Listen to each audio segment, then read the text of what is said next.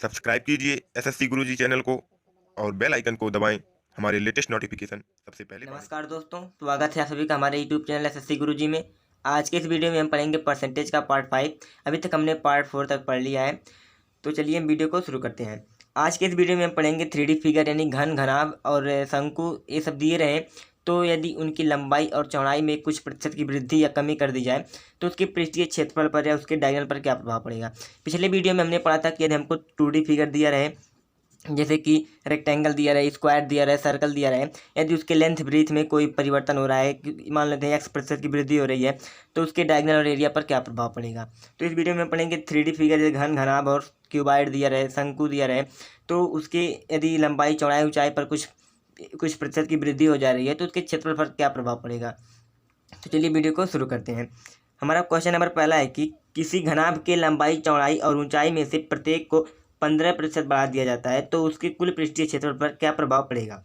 तो देखो, पिछले वीडियो में हमने बताया था कि 2D फिगर में जो होता है, यदि लेंथ और ब्रीथ को x% बढ़ा दिया जाता है, लेंथ और ब्रीथ दोनों में से प्रत्येक को x% बढ़ा दिया जाता है तो उसके परिमाप में भी x% की वृद्धि हो जाती है।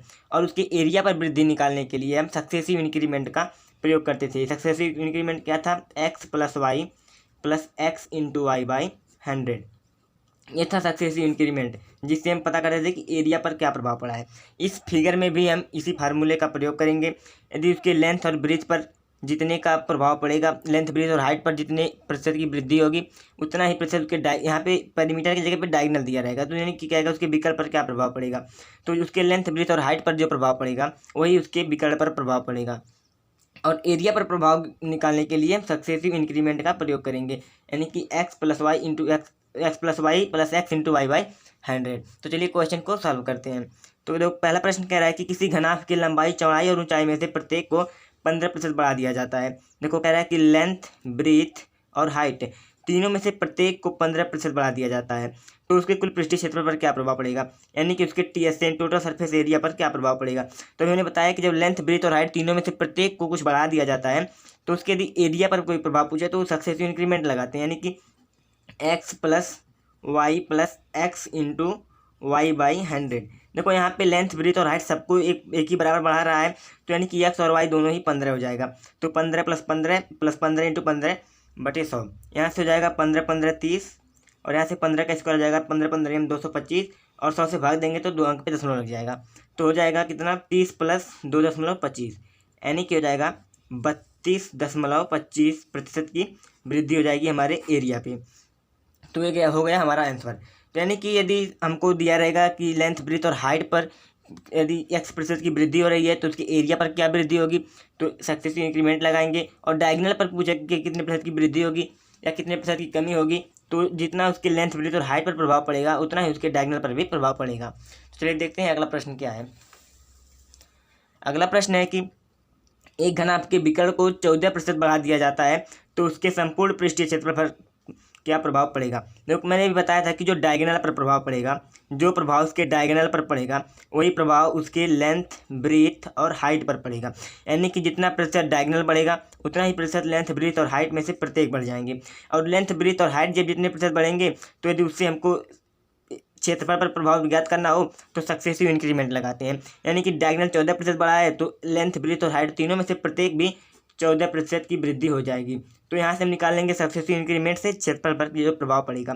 तो क्षेत्रफल प्रभाव निकालने के लिए सक्सेसिव इंक्रीमेंट से 14 + 14 + 14 × 14/100। अब यहाँ से हो जाएगा 14 × 14 = 28, और 14 का स्क्वायर हो जाएगा 169, 196, और 196 से यहाँ पे 100 से डिवाइड करेंगे तो 2 स्थान पे दशमलव लग जाएगा, तो 28 × 1 = 29, 29.96, यानी कि 29.96% की वृद्धि हो जाएगी। तो ये हो गया हमारे प्रश्न नंबर 2 का आंसर। चलिए देखते हैं कि अगला प्रश्न क्या है।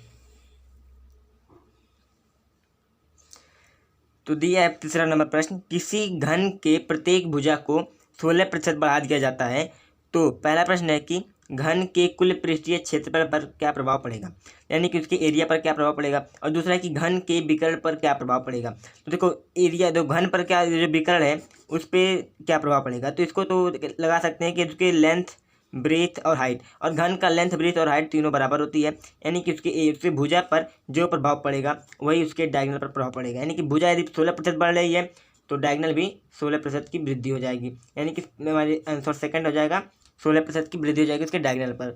और पहला कह रहा है कि घन के कुल पृष्ठीय क्षेत्रफल पर क्या प्रभाव पड़ेगा, तो उसके पृष्ठीय क्षेत्रफल पर यानी कि जब एरिया पर प्रभाव निकालते हैं तो सक्सेसिव इंक्रीमेंट लगाएंगे, तो हो जाएगा 16 + 16 + 16 × 16 / 100, यानी कि 16 दूनी हो जाएगा 32, और यहाँ से हो जाएगा 16 के स्क्वायर 256, और 256 में जब 100 से डिवाइड करेंगे तो 2.56 यानी 2.56 आ जाएगा।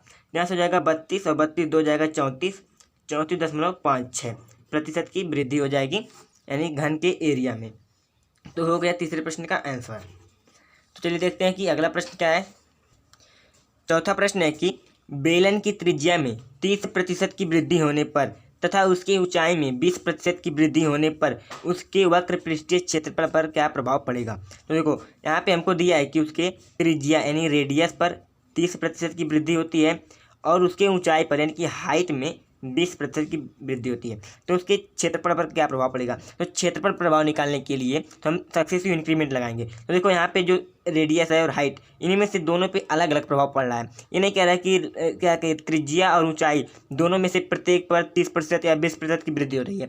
यहाँ पर रेडियस पर अलग वृद्धि दिया है और हाइट पर अलग दिया है, तो यहाँ पे इसको हम एक्स मान लेंगे और इसको हम वाई मान लेंगे। तो सक्सेसिव इंक्रीमेंट लगाएंगे अब, तो हो जाएगा 30 + 20 + 30 × 20 और डिवाइड बाई 100। देखो 100 से कट जाएगा 2 जीरो, और ऐसे 30 20 50, 50 और 3 दूनी 6, यानी कि 50 + 6 हो जाएगा 56, यानी कि एरिया पर 56% की वृद्धि हो जाएगी। तो ये हो गया हमारा आंसर। देखो कहीं भी 2D हो या 3D कोई भी फिगर हो, यदि उसके लेंथ, ब्रीथ, हाइट, त्रिज्या, रेडियस कहीं का भी प्रतिशत की वृद्धि दिया हो और उसके एरिया पर वृद्धि पूछे क्या प्रभाव पड़ेगा, तो उसमें के लिए हम सक्सेसिव इंक्रीमेंट लगाते हैं। ठीक, तो चलिए देखते हैं कि अगला प्रश्न क्या है। अगला प्रश्न है कि एक शंकु के त्रिज्या और ऊंचाई में से प्रत्येक को 18% बढ़ाने पर उसके कुल पृष्ठीय क्षेत्रफल पर क्या प्रभाव पड़ेगा। तो यहाँ पे क्या कह रहा है, शंकु है, एक कोण है जिसकी त्रिज्या और ऊंचाई में से प्रत्येक को, देखो यहाँ पे पिछले प्रश्न में दिया था कि त्रिज्या और हाइट में से प्रत्येक को यानी कि अलग अलग, देखो रेडियस 30% दिया था और हाइट में 20% की वृद्धि, लेकिन यहाँ पे कह रहा है कि त्रिज्या और ऊंचाई में से प्रत्येक को 18% बढ़ाता है, यानी कि रेडियस और हाइट दोनों को 18% बढ़ाता है। तो यानी कि यहाँ पे एक्स और वाई दोनों एक ही है, यानी एक्स को भी 18 है और वाई भी 18 है। तो यहाँ पे सक्सेसिव इंक्रीमेंट लगाएंगे, तो 18 + 18 + 18 × 18 / 100, और यहाँ पे जाएगा 18 18 36, और 18 का स्क्वायर हो जाएगा 324, और 324 में जब 100 से डिवाइड करेंगे तो 2 स्थान पे दशमलव यानी कि 3.24 हो जाएगा। यहाँ से 36 36 3 हो जाएगा 39, 39.24% की वृद्धि हो जाएगी उसके कुल पृष्ठीय क्षेत्रफल पर।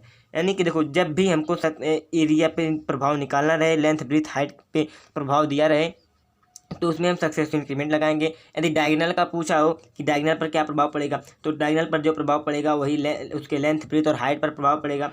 और यदि 2D फिगर हो या 3D फिगर हो, इस सब में एक ही कंडीशन, एरिया पर प्रभाव निकालने के लिए हम सक्सेसिव इंक्रीमेंट लगाते हैं, और पेरीमीटर पे, डायगोनल पे और उसके लेंथ, ब्रीथ, हाइट पर निकालने के लिए वही सेम होता है, यानी कि जो उसके डायगोनल पर प्रभाव पड़ेगा वही लेंथ और ब्रीथ पर पड़ेगा। तो चलिए देखते हैं कि अगला प्रश्न क्या है। अगला प्रश्न है कि एक गोले की त्रिज्या को 25% बढ़ाने पर उसके वक्र पृष्ठीय क्षेत्रफल पर क्या प्रभाव पड़ेगा। देखो उसकी त्रिज्या जो है वो 25% की वृद्धि हो रही है, और जब त्रिज्या पर 25% की वृद्धि हो रही है तो उसके वक्र पृष्ठीय क्षेत्रफल यानी कि उसकी एरिया पर क्या प्रभाव पड़ेगा। तो एरिया पर प्रभाव निकालने के लिए सक्सेसिव इंक्रीमेंट लगाते हैं। तो सक्सेसिव इंक्रीमेंट हो जाएगा 25 + 25 और प्लस हो जाएगा 25 × 25 और डिवाइड बाई करते हैं 100 से, यानी कि हो जाएगा यहाँ से 25 और 25 हो जाएगा 50, और 25 का स्क्वायर होता है 625, और 625 में जब 100 से डिवाइड करेंगे तो 6.25 आ जाएगा, यानी कि यहाँ से आ जाएगा 50 और 6 56.25% की वृद्धि हो जाएगी। तो ये हो गया हमारा आंसर। तो दोस्तों बहुत ही सिंपल है, यदि लेंथ, ब्रेथ और हाइट पर कोई x% की वृद्धि हो रही हो तो उसके डायगोनल पर भी x% की वृद्धि होगी। और यदि कह रहा है कि अब इसके एरिया पर क्या वृद्धि होगी, तो उसके लिए हम सक्सेसिव इंक्रीमेंट का फार्मूला लगाते हैं, यानी कि x + y + x × y/100। तो इस फार्मूले से हम किसी भी प्रश्न का बहुत ही आसानी से आंसर दे सकते हैं। तो इस वीडियो में इतना ही, मिलते हैं अगले वीडियो में। वीडियो देखने के लिए बहुत बहुत धन्यवाद।